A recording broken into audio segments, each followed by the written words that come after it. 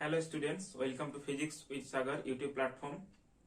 আজ আমরা ICSE class 10 এর সেলিনা পাবলিকেশন বুকসের ইলেকট্রোম্যাগনেটিজম চ্যাপ্টারের ফ্যারাডেজ ল অ্যান্ড ট্রান্সফরমার সংক্রান্ত কিছু নিউমেরিক্যালস সলভ করব। তো চলো শুরু করা যাক। তার আগে আমাদেরকে সেই সংক্রান্ত কিছু থিওরি পড়ে নেওয়া যাক।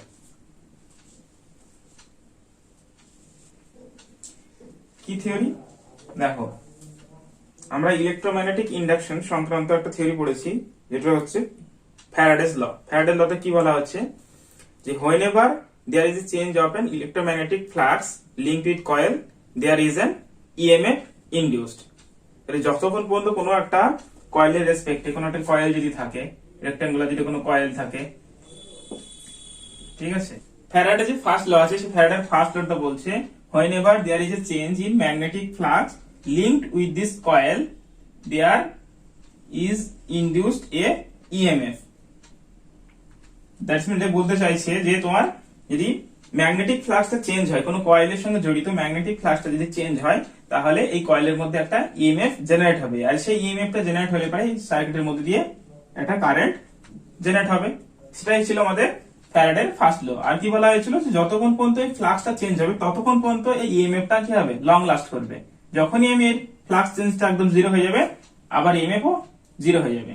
তাহলে সেই রুলস থেকে আমরা কি বলতে পারি যে induced EMF is equal to কার কার সঙ্গে রিলেশন থাকছে, এই যে কয়েল থাকছে, কয়েলের টার্নস এর উপর রিলেট করছে, তাহলে সেটা এন প্রপোর্শনাল ডিরেক্টলি প্রপোর্শন হচ্ছে, আর ম্যাগনেটিক ফ্লাক্সের চেঞ্জের সঙ্গে রিলেট করছে, change in magnetic flux del phi আর টাইম। এই ইকুয়েশন থেকে আমরা ইএমএফ ফাইন্ড করতে পারবো।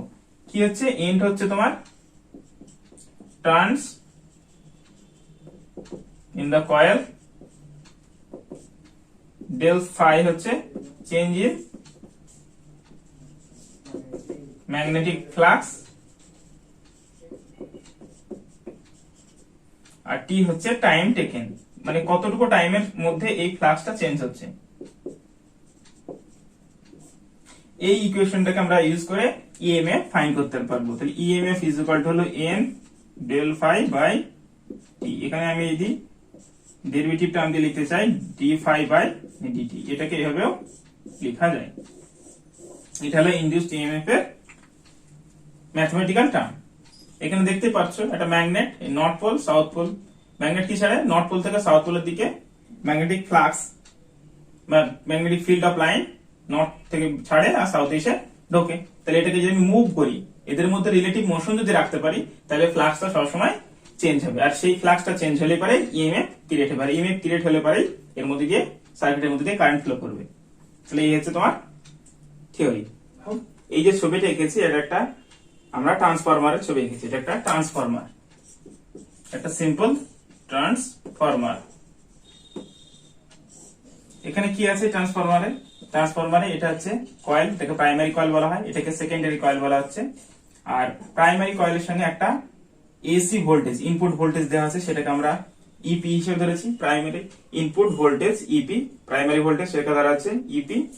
আচ্ছা, এই প্রাইমারি যে ভোল্টেজ হবে সেই ভোল্টেজটা সেকেন্ডারি কয়েলে ইনডিউসড হয়ে আমরা একটা আউটপুট ভোল্টেজ পাবো, সেটা হচ্ছে সেকেন্ডারি কয়েলের ভোল্টেজ ইএস। আচ্ছা, এই প্রাইমারি কয়েলের যে রোটেশন আছে, টার্নস আছে, সেই টার্নসটাকে ধরছি আমরা NP, number of turns in the primary coil, আর এনএস থেকে ধরছি আমরা number of turns on the secondary coil. তাহলে এইটা হচ্ছে মেন ফিগার। এখান থেকে থিওরিটা কি লক্ষ্য করে রাখো, এই যে টার্নস রেশিও, এখানে ইনপুট কোনটা, এটা ইনপুট, আর এটা আমরা পাচ্ছি আউটপুট। তাহলে টার্নস রেশিওটা সবসময় এন এ secondary by N P primary, এটাকে আমরা এন হিসেবে। আর কি হবে ফর আইডিয়াল ট্রান্সফরমার,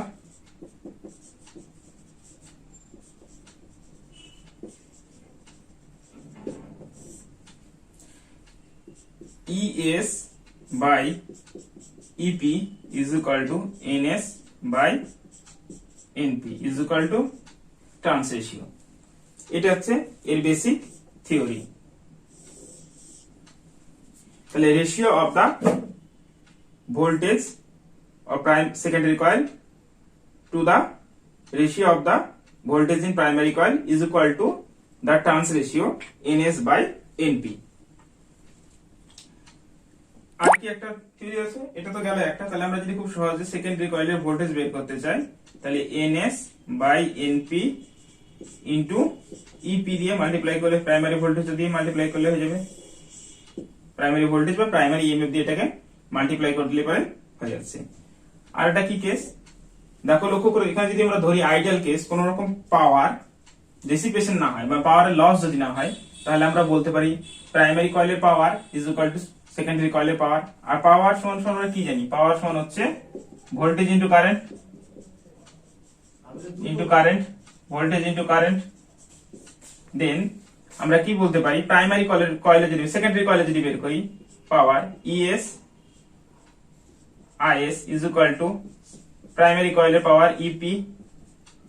এখানে EP আর ES টাকে ভোল্টেজ ইকুইভ্যালেন্ট ধরা হলো, ঠিক আছে, EMF টাকে ভোল্টেজ হিসেবে ধরা হচ্ছে, তাই আমরা ES আর EP ইউজ করছি। দেয়ারফর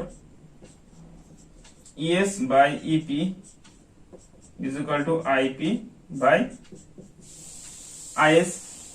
আবার এখান থেকে দেখো ES by EP is equal to turns ratio. Then আমি এখান থেকে কি লিখতে পারি, এখান থেকে লিখতে পারি NS by NP is equal to N। Then এই যে ইকুয়েশনটা আছে, এই ইকুয়েশন থেকে আমরা যে কোনো দুটো ইকুয়েশন পাচ্ছি, যে কোনো তিনটে ভ্যালু বলে দিলে পারে ফোর্থ ভ্যালুটা আমি ফাইন্ড করতে পারবো। টার্নস রেশিও যদি বলা থাকে, সেখানে যদি আমাকে সেকেন্ডারি কয়েলে ভোল্টেজ বের করতে বলে, প্রাইমারি কয়েলে ভোল্টেজ গিভেন, সেকেন্ডারি কয়েলে ভোল্টেজ বের করা যাবে, কারেন্ট বের করা যাবে, ঠিক আছে, এখান থেকে বের করা যাবে। ফার্স্ট নিউমেরিক্যালটা বলছে the magnetic flux through a coil having 100 turns decrease from 5 milliweber to 0 in 5 seconds. Calculate the EMF induced in the coil. তার মানে এটা ফ্যারাডের ফার্স্ট ল যে অ্যাপ্লিকেশন সেখান থেকে দিয়েছে। আমরা induced EMF is equal to number of turns in coil del phi change in flux by time। আচ্ছা, এখানে লেখা আছে দেখো, টার্নস দেওয়া আছে given data, number of turns 100 turns দেওয়া আছে। আচ্ছা দেখো, এখানে বলেছে ডিক্রিজ ফ্রম 5 milliweber টু 0। তাহলে ফ্লাক্স এর চেঞ্জটা কত হবে? আমি যদি ফ্লাক্স এর চেঞ্জটাকে ডেল ফাইটা দেখি, তাহলে 5 milliweber হচ্ছে তোমার ম্যাগনেটিক ফ্লাক্স এর ইউনিট হচ্ছে ওয়েবার। তাহলে 5 মিলি থেকে 0, তাহলে 5 মিলি ওয়েবার মাইনাস 0 ওয়েবার,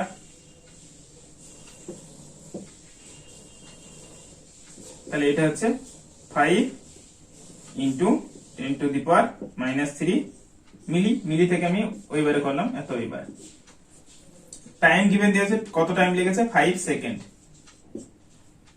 তাহলে আমি ইনডিউসড EMF ইকুয়েশনে পুট করে দিই, number of turns equal to 100, flux change হচ্ছে 5 into 10 to the power -3, time হচ্ছে 5 সেকেন্ড। দেয়ারপর এটাকে যদি সিম্পলিফাই করি, 10 টু দি পাওয়ার -3, এটাকে যদি আরো সিম্পলিফাই করি 0.1। EMF এর ইউনিট হচ্ছে ভোল্ট, কারণ বাকিগুলো আমি সব SI ইউনিটে ইউজ করেছিলাম, তাই এটা হয়ে গেল 0.1 ভোল্ট। আচ্ছা, এটাকে যদি আমি মিলি ভোল্টে লিখতে চাই, তাহলে কত হবে? মিলি ভোল্টে লিখতে গেলে পরে এটাকে আমি কি করব? মিলি ভোল্ট লিখতে গেলে 1000 দিয়ে মাল্টিপ্লাই করব, 1000 দিয়ে মাল্টিপ্লাই করলাম, এবার এটাকে আমি মিলি ভোল্ট লিখে দিলাম। therefore 100 মিলি ভোল্ট। আচ্ছা, সেকেন্ড যে নিউমেরিক্যাল সেটা কি বলছে? The primary coil of a transformer has 800 turns and the secondary coil has 8 turns. If is connected to a 220 volt AC supply, what will be the output voltage? তো এটা ট্রান্সফরমারের problem. তাহলে ট্রান্সফরমারের problem যদি হয়, তাহলে গিভেন ডেটা গুলো কি আগে লিখলাম? গিভেন ডেটা, প্রাইমারি কয়েলের টার্নস দেওয়া আছে, তাহলে number of turns in primary coil NP is equal two given হচ্ছে 800 সেকেন্ডারি কয়েলের টার্নস হচ্ছে 8 টার্নস। সাপ্লাই ভোল্টেজ কোথায় দেওয়া হয়? ইনপুটটা দেওয়া হয় অলওয়েজ প্রাইমারি কয়েলে। তাহলে আমি এটাকে ইপি ধরে নিলাম 220 ভোল্ট এসি। আমাকে ফাইন্ড করতে হবে what will the output voltage. Output voltage আমরা কোথায় পাই? সেকেন্ডারি কয়েলে পাই। তাহলে ইএস এটা আমাকে ফাইন্ড করতে হবে। তাহলে আমাদের রুলস আইডিয়াল ট্রান্সফরমারের ক্ষেত্রে আমরা পেয়েছিলাম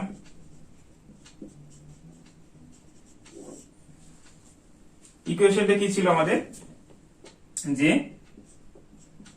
ES by EP is equal to NS by NP. এটাই টার্নস রেশিও ছিল। তাহলে গিভেন ভ্যালু গুলো পুট করে দাও। ইএস আননোন, আমি ইপি গিভেন দেওয়া আছে 220, এনএস 8 আর এনপি হচ্ছে 800। therefore ES সেকেন্ডারি কয়েলের ভোল্টেজ, ইনডিউসড ভোল্টেজ বা ইনডিউসড ইএমএফ যাই বলো আর কি,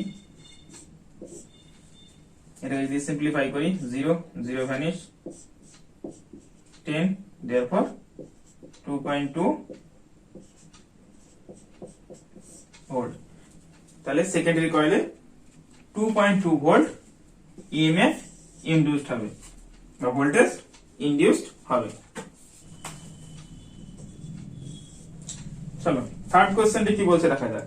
থার্ড কোশ্চেনটা বলেছে a transformer is designed to give a supply of 8 volt to ring a house bell from the 240 volt AC mains. The primary coil has 4800 turns. How many turns will be in the secondary coil? Secondary coil এ কতগুলো turns আছে সেটা আমাকে find করতে হবে। Given data কি কি দেওয়া আছে তোমার? Given data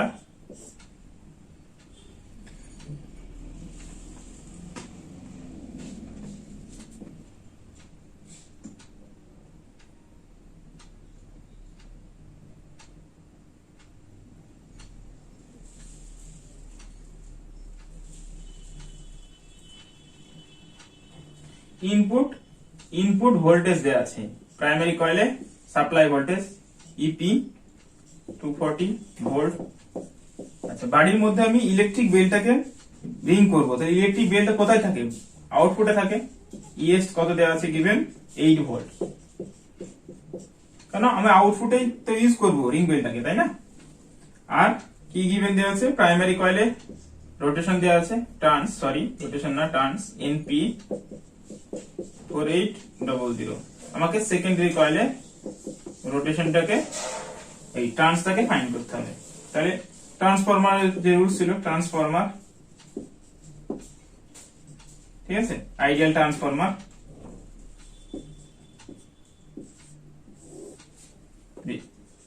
ES by EP is equal to NS by NP. Therefore ES given হচ্ছে 8 volt, EP 240 volt, NS unknown, NP 4800। এটাকে সিম্পলিফাই করো, NS is equal to কত হবে? 8 by 240 into 4800। এটাকে সিম্পলিফাই করো, 20 দিয়ে কেটে গেল 160। তাহলে সেকেন্ডারি কয়েলে 160 টার্নস।